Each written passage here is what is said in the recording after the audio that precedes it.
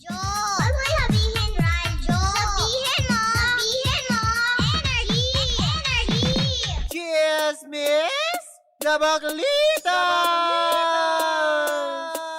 With Tita Cora and Kapitana Sisa.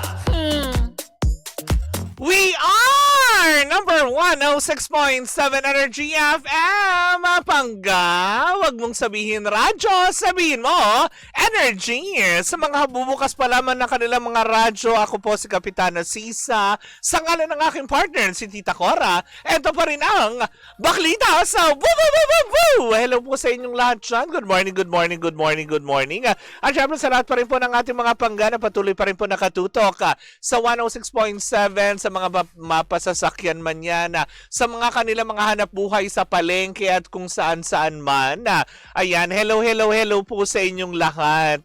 Good morning, ayan. Sabi niya gano'n, Tita Cora and Kapitana Sisa, happy midweek. Midweek? Talaga nakakaloka. Hindi naman midweek.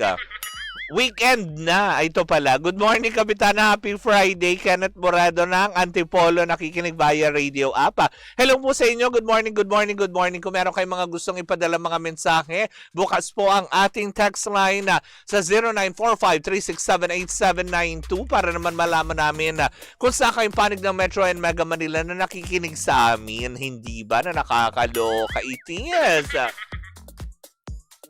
Siyempre, salamat pa rin po ng ating mga pangga na nanonood via our digital platforms on Facebook, TikTok. Hello pa rin po sa inyong lahat. Sa ating team replays on YouTube channel, sa Energy FM 1067, sama kayong panig ng Pilipinas at ng mundo. Hello Philippines and hello world. Ay, diba? Happy Friday na nakakaloka. Ano nang pinaplano nyo naman ngayon? Ano na naman ang mga pinaplano nyo ikakapahamak nyo? Oo, minsan kasi, di ba, pag may mga ganon na tinatamad ka na, yung parang tinatamad yung katawan mo, pero ipipilit mo pa din. Kadalasan, di ba, nagkakaroon ng aberya pag ganyan, di ba? Kaya minsan, kapag hindi nyo na-feel, huwag nyo nang ituloy. Ibig sabihin, yung katawan nyo, pinipigilan na kayong lumande. Ganon. Minsan, di ba, nagpapahinga ang paglalandi, di ba? Pag-alat ka na last weekend, di ba? Pahinga muna. Baka kasi alam mo yun, itong buong March, alat, girl, di ba? Pwede naman, di ba? Pahinga mo din yan. Focus muna sa mga dapat gawin. Di ba? Pero eto na nga, tumungo na tayo sa ating second latest. Naku, mainit na pinag-uusapan ngayon, hindi ba? At mukha yatang nakuha na nila yung gusto nilang atensyon, diba? Simula nung sila ay nagsimulang sumahimpapawida. At talaga nga naman na ating sila'y na kinagigiliwan na bukod sa kanilang YouTube channel, ang Willionario, ay napapanood din sila sa mga signal channel, mga cable channel ng signal, hindi ba? Na kung saan nga naman nagbibigay kasiyahan na itong si Kuya Will sa lahat pa rin ng walang sawang sumusuporta sa kanila. Pero, eto na nga, diba? Ang nakakaloka dito, mukha yata mas nadagdagan ng kagiliwan nang mabanggit nitong si Eli. O, diba? Si Eli Dalian or Dalian, diba? Isa sa mga co-host nitong si Kuya Will ng kanyang sambitin nang hindi naman sinasadya ang pag-abot sa nota. Charot.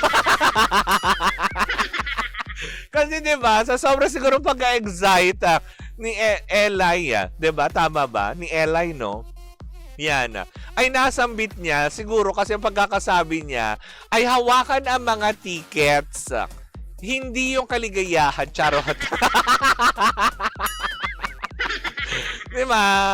Dapat pala, diba, nung nasambit ni Eli yun, hawakan ang mga chenes! Go! Sugod, mga kapatid! Sino ba namang ayaw humawak sa ticket? Diba? Dapat nung nasabi yun ni Eli, biglang nagpatugtog. Diba? Nagpatugtog sila ng, hawak ko ang brief! Hawak ko ang brief! Gano'n. Pero for the first time nakita ko hindi buringot si Kuya Will. Natawa na lang sa ginawa ng kanyang co-host na si Eli sa pagbanggit nga nang hindi naman sinasadya. Actually, 'di ba? Nangyari na rin to sa Showtime 'di ba? Kay Kim Chu yata, if I'm not mistaken. Yung pagkakabanggit niya dun sa maikling shorts, 'di ba? Na hindi naman din sinasadya yung mga ganyan, 'di ba? Uy, good morning sa mga taga JNT Sheridan. Uy, hello po Ralph Escarta. Hi. 'Di ba? JNT Sheridan. Hello po sa inyo. 'Di ba? Na nakakatuwa lang din isipin, pero yung mga tao talaga kaagad nako, 'di ba? Na mukha yatang mapapatawag. O di naman kaya kasi simula lang yung mga tao kaagad medyo OA lang kasi sa pagre-react na bigla na naman nagme-message sa MTRCB. 'Di ba? Yung mga ganyan. Hindi naman sinasadya ng tao, 'di ba? Na-excite lang talaga siya sa ticket. Hawak mo ang brief! Hawak mo ang brief! Gano'n. Nakakaloka yun.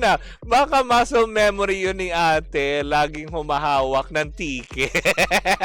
Grabe ka naman, Mario Palmera. Para namang Actually, sabi nga ng ilan di ba? Parang, siguro para makagawa ng ingay, di ba? Kung sinadya nga ba or hindi. Baka nagkamali lang. Pero kasi, di ba, na... Siguro naman hindi niya sinasadya, 'di ba? Syempre takot din silang mapagalitan lalo pat kung ang boss mo, 'di ba? Laging buringot. Charot, hindi Pero for the first time na napanood ko ito, wow, talaga ba?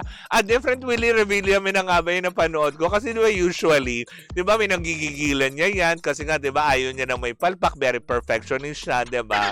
Baka naman daw talaga nagkamali lang si Ella at hindi naman din niya sinasadya. Kumbaga hindi naman siya gagawa siguro ng ikapapahamak ng milyonaryo. Lalo pat, kasi simula lang nila tapos biglang sususpendihin ng MTRCB. Dahil doon, siguro magkakaroon siguro naman ng warning. Warning muna, syempre doon muna sa protocol. Pero, yun nga yung paghawak ng ticket, diba? Sino gusto ng ticket? Gano'n. Gusto ko yan!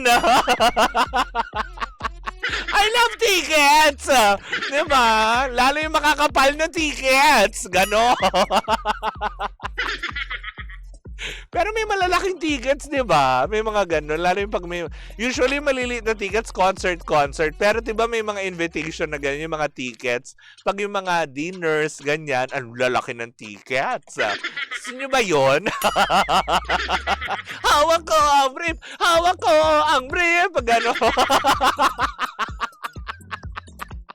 Nakakaloka, nakakatuwa. Pero obserbasyon nga ng iba, mukha yatang baka naman, alam mo, mukhang sadya kasi nga para umingay online. Kasi kung titignan nga naman daw, yung kanilang YouTube channel page talaga, hindi masyado yung engagements, diba? Na para bang, may mga nanonood naman, kaya lang, siguro pampaingay na rin on digital. Hindi natin alam kung sinasadya, diba? Pero kung hindi man, diba, is, kumbaga, katanggap-tanggap din naman yung pagkakamali. Gaya nga ng example ko kanina, maraming beses na rin nangyari ito, lalo pa sa Showtime din, di ba, kina Ann Curtis, pag nabubulol, tas yung kay Kim Chu, na yung sa, di ba, yung XX shorts, ganyan. Yung nyekek shorts, diba? Yung mga malay mo next time may palaro na si Willie, agawan ng brief. Tapos kakanta, hawak mo ang brief! Hawak mo ang In fairness, diba? Alam mo na aliw ako dun sa kantang yun. Malay nyo mapakinggan nyo na yan dito sa Energy FM. Diba Sir Toy? Why not? Diba yung mga ganyan? Pero yun na nga, diba? May bago nang sinisigaw si Kuya Will. Bigyan ng ticket! Ganon, hindi na jacket. Hoy! Laro kayo na nakakaloka. Joseph Avila Laro laro. 'Di ba? Hindi naman din sinasadya nung tao 'yon. Kaya hayaan na lang natin. Pero nagpasaya din naman siya talaga ng lahat na manonood kasi nga kumakalat online ngayon 'di ba? Na talagang with full conviction. Ikaw ba naman talagang hahawak ng ticket? Hindi ba ganun ang alam mo yun? Hindi ka talaga mababa. Wow! Hindi ka ba masasabik, di ba? Gaya ng pagkakabanggit ni Eli. Pero yun na nga, wala namang mali siya dun sa ginawa niya. Actually, natawa na nga lang siya. Pero agad naman niya itong kinorek, hindi ba? Na nakakaloka. Tsaka parang nag-ano naman humingi naman ng paumanhin naman yata si Kuya Will. Diba? After magkamali ni Eli, diba? Ganun naman talaga.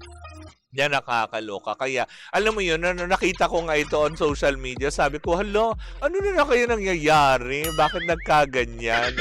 Diba? Pero nakakatuwa din naman na kahit papaano, nakakadagdag ng pagbibigay sigla. Kasi if I'm not mistaken, diba, ang Willionario, lunchtime din sila napapanood sa Signal Channel. 'Di ba? Na kumbaga hindi man sila tumatapat sa mga free TV na katulad ng Itbulaga at ng Showtime. At least nakakadagdag na magbigay ng kasiyahan at the same time pag-asa sa ating mga kababayan na alam mo 'yon, unti-unti nang bumibitaw sa paniniwalang may pag-asa pang magbago ang Pilipinas. Ganon. Dahil nga ultimo nga yung flood control project, hindi na nila, alam mo yon, isinantabi na nga ba, 'di ba? Asa na po ba yung mga nakulong, ikukulong at mga naakusahan, hindi ba? Tapos gagawin na naman tong national issue na naman yung pagbanggit na naman nitong ticket. 'Di ba? Katulad na lang yung kay yung kay Ann Curtis, 'di ba? National issue. Dahil nga ang dami na rin na, alam mo yon, na nagsasabi na hindi dapat ganito, hindi dapat ganyan, kanya-kanyang Sabi nga natin kahapon sana nga tupagin ng ating lalo na yung mga nasa gobyerno, yung mga kababayan natin na nasa Middle East, 'di ba? Yun ang atupagin natin. Hindi yung pagganitong mga ito yung mga pagtutuunan natin ng pansin na wala namang kinalaman sa serbisyong inyong ginagawa, hindi ba? Katulad lang din 'yan, 'di ba? Masaya na rin tayo na kahit papaano napaligaya tayo ni Eli. Dahil sa ticket. Ganon. Hindi ako pwedeng magkamali dito dahil talaga sigurado. Bakasyon ang bakla. Nagkamali ako ng bigay, ng bitaw. Sigurado 2 weeks nyo po akong hindi makikita. Kaya nga dadaanin na lang natin sa kanta. Hawak mo ang brief! Hawak mo ang brief! Ganon. Hindi nga brief yung hawak, beat. Diba? Diba yun na hawak mo ang beat? Diba? Yun yung tamang kanta. Hindi brief beat. Ganon. Hindi man nahahawakan ng beat, di ba napapakinggan? So anong hahawakan? Hawak ko ang ticket! Hawak ko ang ticket! Ganon. Ang saya kaya nun. Lalo mo pag dalawang kamay mo hawak ang ticket. Jackpot! Woo! Ganon. Laro ang episode na to Nakakaloka. Next time na daw yung flood control at yung gera na yan, dun muna daw tayo sa sa impeachment. Ayun yung sa brief. Ayun yung mag-usapan yung tungkol sa ticket. Nakakaloka yun. Pero yun nga, diba? So malalaman pa rin natin, of course, bilang MTRCB deputy, diba? Alamin natin sa tanggapan mismo ng MTRCB at kukuha tayo ng mga impormasyon kung magkakaroon nga ba ng sanction ng naturang programa dahil nga syempre, diba, kahit pa paano, kumbaga, telecast pa din yan.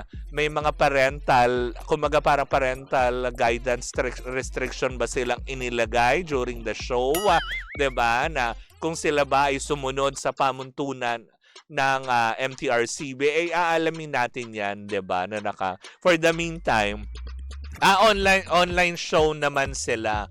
Ay, oo. Hindi nga ng saklaw ng MTRCB. Pero syempre, kung hindi, Jeff, kasi napapalabas sila sa signal channel eh. So, sa cable. So, yan ang aalamin natin mga bata. Sabi pa nga niya, Luzon, Visayas, and Mindanao. Hawakan.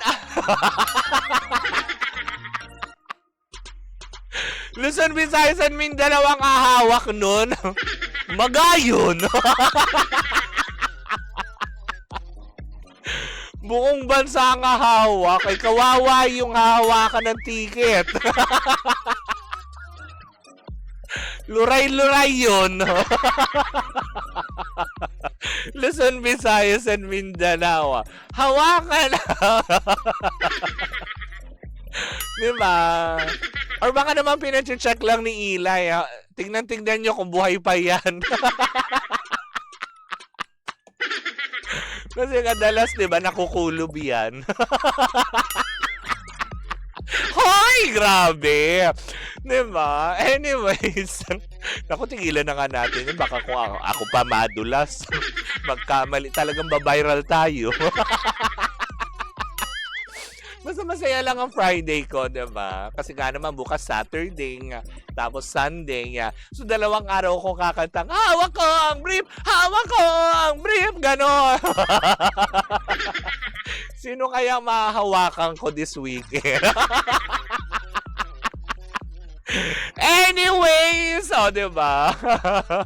Tanghaling tapat, hawak daw ang ticket. Paano mo kagigising lang? Nagsorry na po. Ay nako. Ayan, nagsorry na po yung asawa ni Congressman Suntay kay Ann Curtis and she stands for Ann. Dapat naman kasi bilang babae, 'di ba? Sana nga hindi nga po totoo yung inilabas nga ng isang pahayagan ng ma-interview si Congressman Suntay at parang bang actually hinighlight nila doon eh. 'Di ba? Na sinasabi nga daw nung reaction daw ng asawa niya is parang natawa daw, 'di ba? Sana nga hindi totoo 'yun, 'di ba? Eh kung totoo man 'yan, no. Ay nako, grabe.